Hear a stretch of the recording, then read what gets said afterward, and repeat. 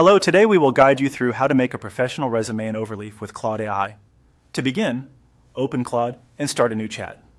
This gives you a clean space to create a focused prompt specifically for resume writing.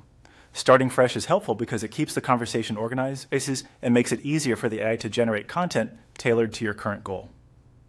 If you are planning to use the output in Overleaf later, this is also a good moment to think about the kind of resume you want, such as a simple professional layout, an academic resume, or something more modern and polished.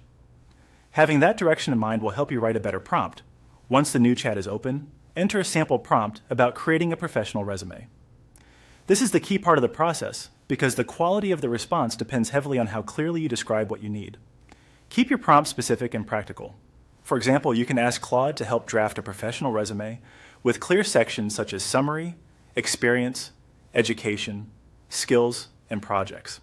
You can also mention the tone you want, like concise, polished, and professional. If you already know the type of role you are targeting, include that in your prompt as well, since it can help the AI shape the content in a more relevant way. As you type, try to be direct and organized. A well-written prompt can save time later by giving you a stronger first draft. At the same time, be careful not to include sensitive personal information while testing or demonstrating the process. It is better to use placeholders or general details at this stage, and then refine the final version carefully afterward.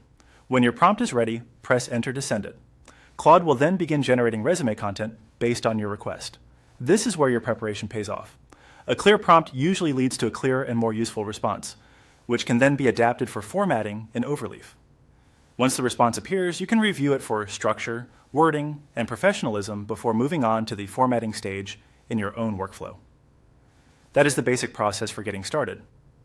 Open a new chat, write a thoughtful resume prompt, and send it. Taking a little extra care with each of these actions can make the final resume much stronger and easier to polish later.